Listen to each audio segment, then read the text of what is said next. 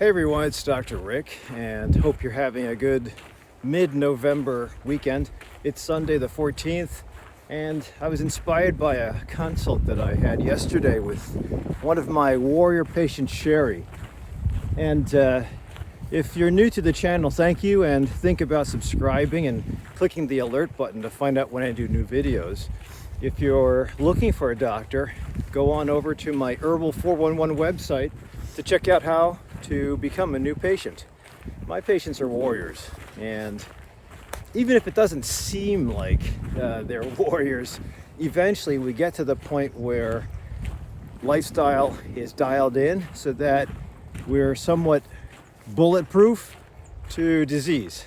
Now, no one's ever going to be 100% bulletproof, but I think it's worthy to have a target to make lifestyle changes so that you don't get blindsided. And sometimes when you're surprised by a disease process, an extra 10 pounds, a new diagnosis of high blood pressure. Hey doc, I never had high blood pressure, I feel fine. Or an elevated glucose level or cholesterol level. It's kind of a little bit discouraging when you go to your wellness exam and every year the numbers keep on climbing, but yet you seem to be fine, or you seem to be living a healthy life. So this is the typical scenario for most of my patients that come in. And I think that's not just bad living. Age brings on wear and tear. And in many cases, when you have, say, an athlete that goes on from their early 20s to 30s, 40s, and 50s, and they maintain some semblance of exercise and nutrition to back up and fuel the exercise, they sometimes stay healthier than the average. And that is what I want for my patients. I think that the idea with getting older and saying, oh yeah, my knees are bad because I'm old, I got arthritis, I can't lift anymore, my erections are soft, my vagina is dry, I can't think as well, and my memory sucks because I'm old. Well, we can blame all those things, and then you can take medicines to make up the difference, but it's not like there's a deficiency of youthfulness. There are some things that you can do to invest and pay it forward so that you're not blindsided. And that's kind of what I'm doing out here today. I decided with Sherry that because she's looking to change, it's got a couple of issues, and, like we all do, and she doesn't want to carry on the issues and let them percolate. I mean, sometimes early disease is better taken care of when it is early. If you low prioritize taking care of a disease process, whether it's a little bit of blood pressure, pre-hypertension is what it's called, or diabetes, early diabetes, pre-diabetes, pre-heart attack, if you can call that. That usually means just an elevated cholesterol. If you're gaining weight, but you're not at your college level, however, you're climbing your BMI, body mass index, don't just blame that stuff on age.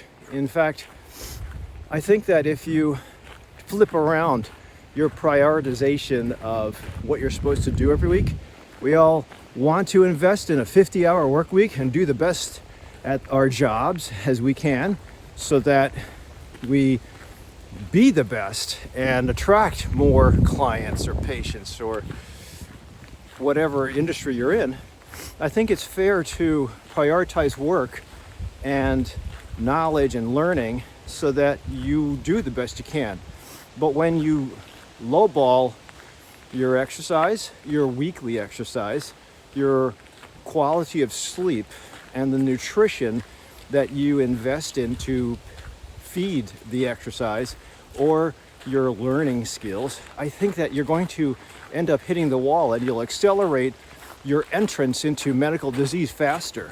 So we can always come up with an idea like, I want to exercise, so I'm going to listen to Sigil. We're going to do 3 times a week, and we're starting today. However, I have to clean out my chimney, or I gotta go change the transmission on my car first. Sometimes when we prioritize and say, I'm gonna commit, but then we also say, I'm also gonna do all those other chores, I think we're self-sabotaging, because I've seen that happen before. When warriors or patients come to me and they haven't been around in a while, they say, I'm sorry, I wasn't able to keep up. I'm only getting to the homework now. I make homework for everybody. I like being a teacher, and I think that I have my teachers. I can be a teacher. I have kids that I not only teach, but I also learn from. And I learn from my patients as well. Even though I'm empowering them, it's knowledge that we share and experiential things that happen in the office that get us to a better way.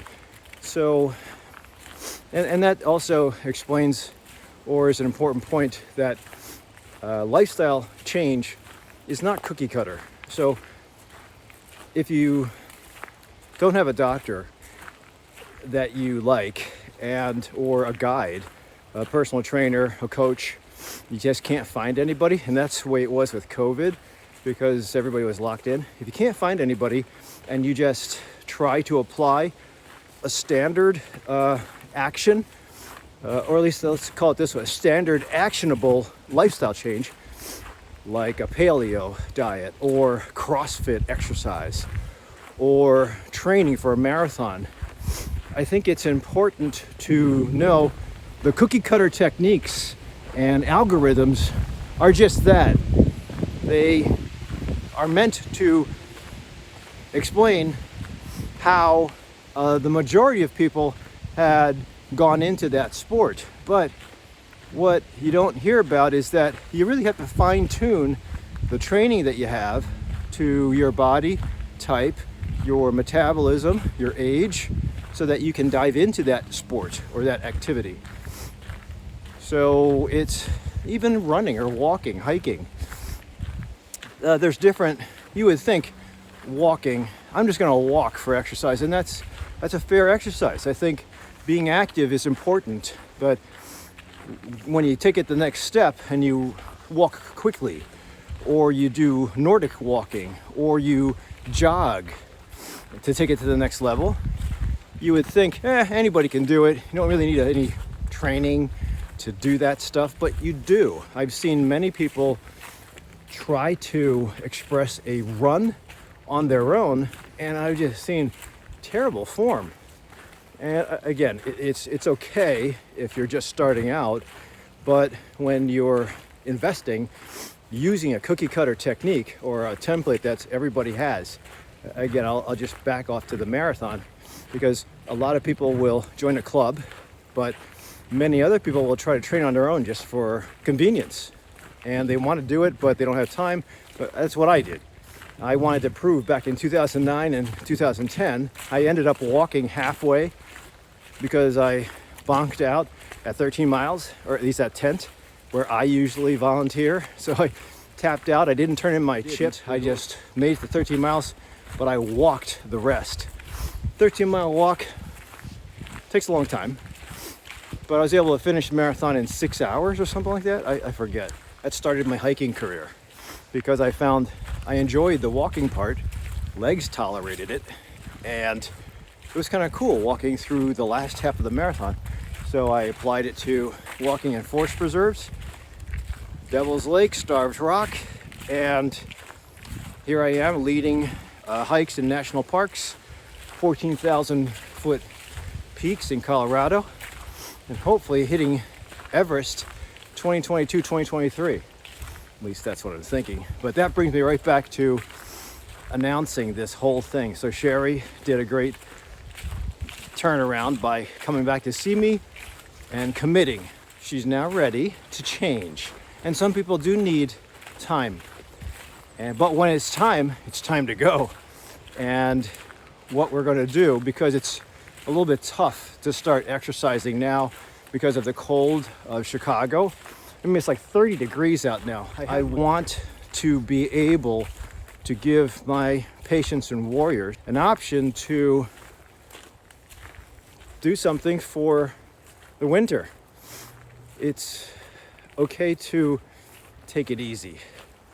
It's hard to put in the miles when it's freezing. It's hard to cycle when it's icy. It's hard to swim when everybody takes up all the laps at your local pool. You can still go inside and exercise. I think most people hopefully will either have had the infection, COVID, or have had the vaccine. Those of you who don't want to have the vaccine, I think that's fair. I will still support my guys and gals, even if they don't want the vaccination. Getting back into the gym is important. But during winter in Chicago, and probably wherever you're from, things shut down a little bit. The days become shorter and the temperature drops. Even if you're from the equatorial states or countries, relative to what you're used to, it's going to be colder and shorter days. So it does present a little bit of a demotivating time of year. And then there's holidays. If you've lost anybody during the holidays, it's going to be a little bit of sadness. There's something called seasonal affective disorder, which is a reactive depression that happens when the days shorten, vitamin D lowers, and darkness hits fast, in addition to all those holiday stressors. So it happens to anybody. You don't have to have major depression or anxiety or mood disorder, but it happens to anybody. And it usually is mild, but it's enough to have it classified by the medical community.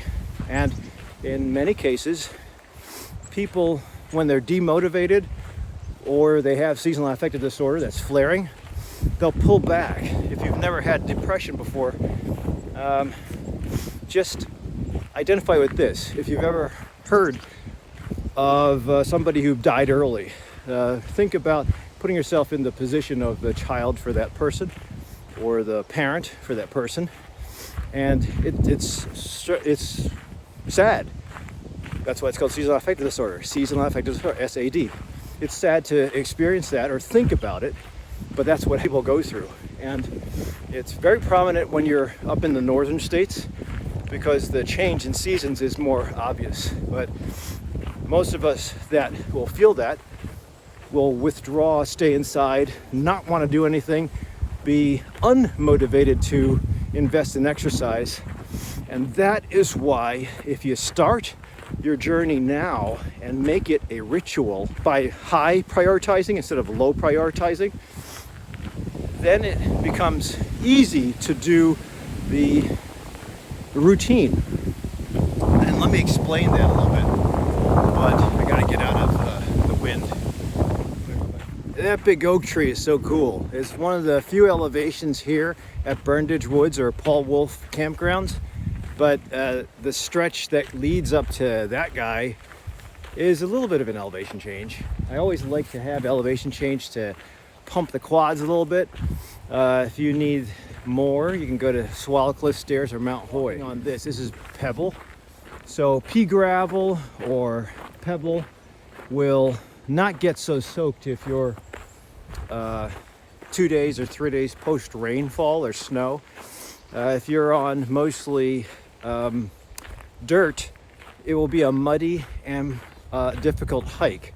I did take a bunch of hikers a couple years ago to Palos Hills, and it was wet and it was thick. So one of my guys got stuck, and I think resulted in Achilles pain or foot pain from that point forward for a couple months, which is very discouraging. But it's important to have a plan, but it's also important to have somebody that's expert assess your plan or assess the way you deploy it.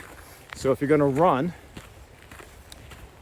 then you can start on your own, but it's always nice to make sure from an expert or someone with experience that your form is good, your shoes are good. I mean, when you go buy sneakers, you research on YouTube, or you go to a running store and they usually will put you on a treadmill and look at your gait. Now, a treadmill is not exactly the right gait, or it's not natural gait, but it's better than nothing. And that's where you get the expertise. I like Dick Ponds. Usually they hire runners. So you always have the experience of having a runner give you some suggestions. And there's young guys for summer that are off running season, and then there's mature guys that have been there for a while that you can ask, very good gurus.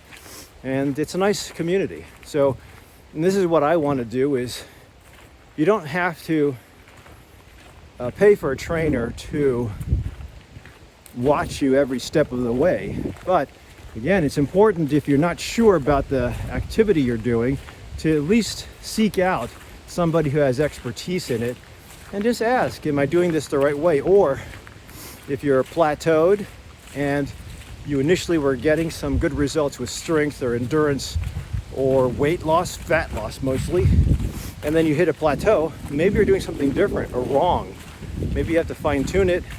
Now, worst case would be if you start to have knee pain, back pain, shoulder pain from whatever you're doing, hip pain, you definitely are going to, that's going to be a finite investment, because if you start to have pain, you must be doing something wrong. And it's not just old age, as I mentioned, it could be form, it could be equipment, it could be surface area. So it's really important to seek out a professional. Now, those of you who say you don't have enough money or you don't have investment, I mean, if you're learning how to cook, you can put your recipes together, try a couple dishes, but if you can't get it, most people would take a class or ask a grandma or an aunt, what am I doing wrong? And then the advice rolls in, the fine tune, because, for example, it might be easy to bake salmon. Olive oil drizzle, salt, pepper, a little bit of garlic, and then 350 at 15 to 20 minutes. What if your oven is tiny and your 350 isn't somebody else's 350? You always have to be careful that the way you're fitting into the algorithm or the template is actually for you. So there's a trail. I'm going to try taking that, although I just told you it's important to try to avoid wetness, dampness, but I'm built for this. Back to my story and why I'm getting a little long-winded here. The importance of getting through the tough times of the year would be just pull back a little bit, make your activities doable but truncated, just to get through the tough parts of the year so you don't get too out of shape. When you initiate exercise and you feel good, it's because your body senses and gives you reward because it likes what you're doing. The reward is usually something called a dopamine hit. Inherently, the nervous system, every system in the body, mitochondria, the bacteria in your gut, they know when you're doing something good for you, and they will reward you by making you feel good. And that's not just taking in candy or a Red Bull or snorting cocaine and feeling good. That's totally different. I mean, you can get dopamine hit that way too, but it's very fleeting. It's a high spike and it goes away really fast, leaving you totally empty. But if you do something where you hold hands with somebody you love, or you watch your child perform or conquer a conflict, there's something cool about that makes you really happy. It's a release of several hormones, oxytocin, serotonin, but dopamine is also released, and that's the one hit that makes your brain remember that particular scene, time of year, and experience, and it makes you want to do it over and over again. Because, again, the mitochondria in your body, the nervous system in your body, the microbiota, that means the probiotics in your body, in your gut mostly, they all know that you're doing something right. And if you stumbled across it, if you stumbled upon it by accident, it will tell you, hey, do that again, do that again. We like what you did. So it's almost like getting a star on your 5th grade report card. So that is why I say make it truncated. Chunk down your requirements for weekly activity to the bare essentials. You might even cross-train. So those of you who cycle for the summer, if you put your cycle on a kickstand and you cycle indoors, that's cool, but it's just boring. And sometimes that will lead to you quitting. So So I'd rather have you just truncate that, get a little bit of activity in, maybe cross-train with running, resistance exercise, yoga, Pilates, something just to get you through those tough months, November till March, and then pop out the other side with a dopamine hit saying, I made it to March, now it's time to get into my sport of choice. And there's the reward.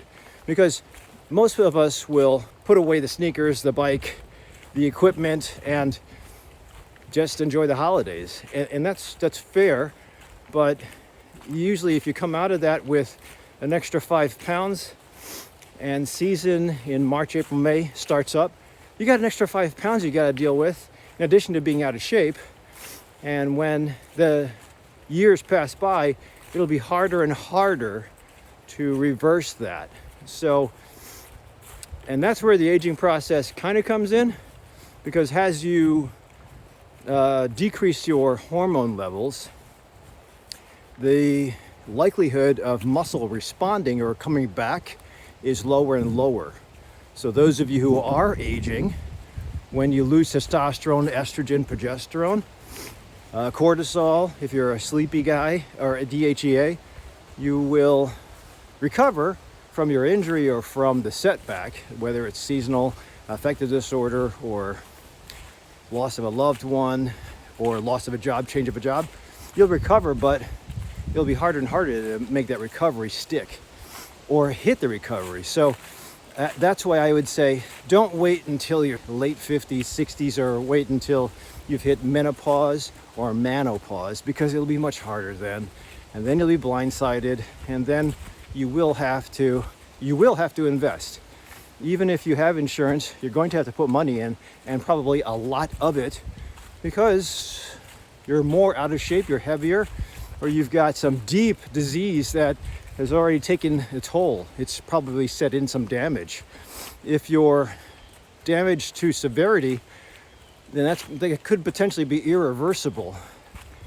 Then you have no choice. You have to have that procedure or stay on that insulin shot or be on with a stent.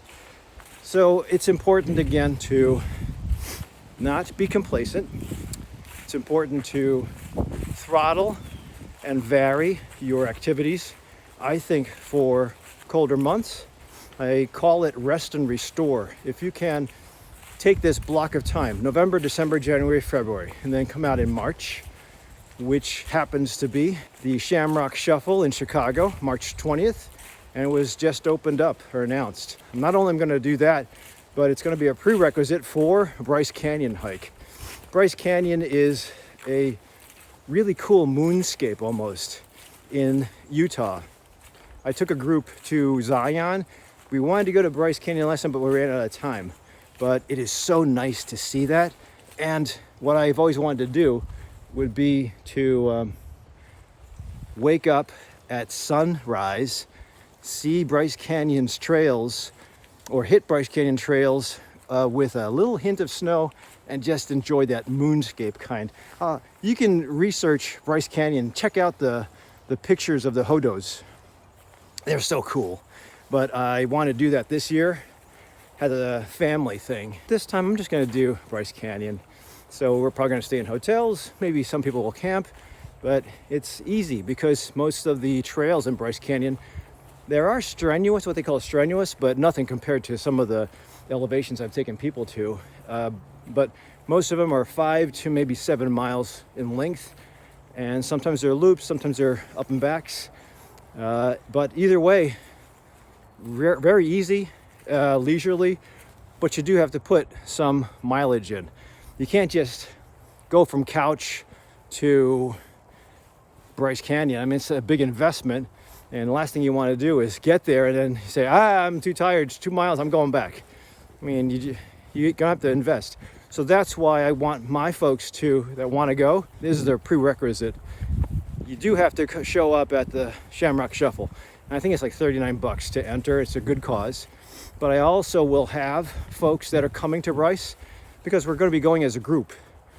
But I'll have the folks coming, find a partner, so there's 2 of you, just in case you want to hang back or go slow. You can take your time as long as there's 2 of you. If you're solo and you happen to be slow or injured, I can't hold a whole group back, so at least you'll have somebody to go with.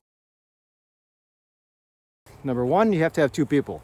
Number 2, you have to train at least once a month with the group. I'll be holding monthly hikes. We'll try to target 5 to 7 miles, at least by the time February comes by. So if you go once a month to a hike, go to Shamrock Shuffle, and you at least show me that you're training in between the once a month things, whether it's indoors on a basement cycle or a treadmill. As long as you show me your training is good, then we're fine. That's my requirement, but it should be a kick-ass time. If you've never been hiking with me, you'll love it.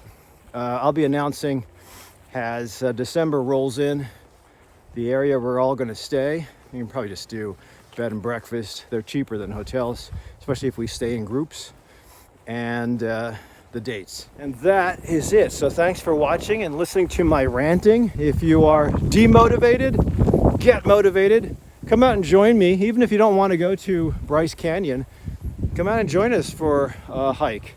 We'll be announcing them soon. I'll put the schedule together.